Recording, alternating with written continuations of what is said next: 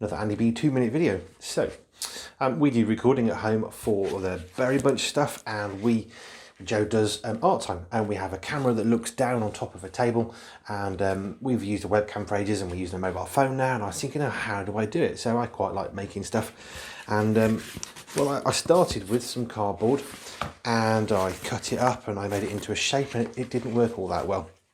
So I ditched that one, version 2, that went even worse. And eventually I got to version 3, which looks a bit weird, I suppose. But I'll show you some photos of it in use. But the mobile phone sits in top there, the camera faces that way, and I've got a mic stand, and it hangs on the mic stand. So it hangs literally over the top of the art time.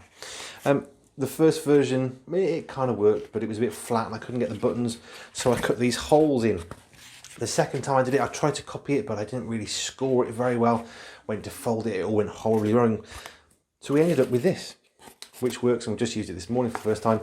Mobile phone fits in perfectly. I've made it wide enough that you can move the phone so that it actually balances, so it's not tilting, so you can get it perfectly still and flat. And I was quite chuffed with what I ended up doing with a bit of cardboard. And that got me wondering about in life, where have we given up and we've done it once and it's kind of okay, and we do it again and oh, it's not very good, and the third time, well, it's good now. Although it doesn't look pretty, what I've created actually is really functional. It's brilliant for what we want it to be.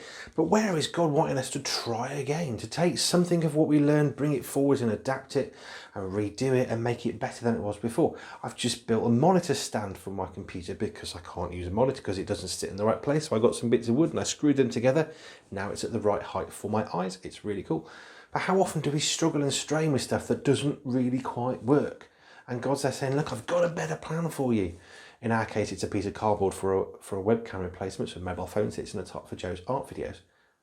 But where is God wanting us to try again? Not to give up, to take something of what we've known, but to make it better, because God is the amazing Redeemer. So where is God wanting to take something you've done, give it to Him and let Him make it ever better?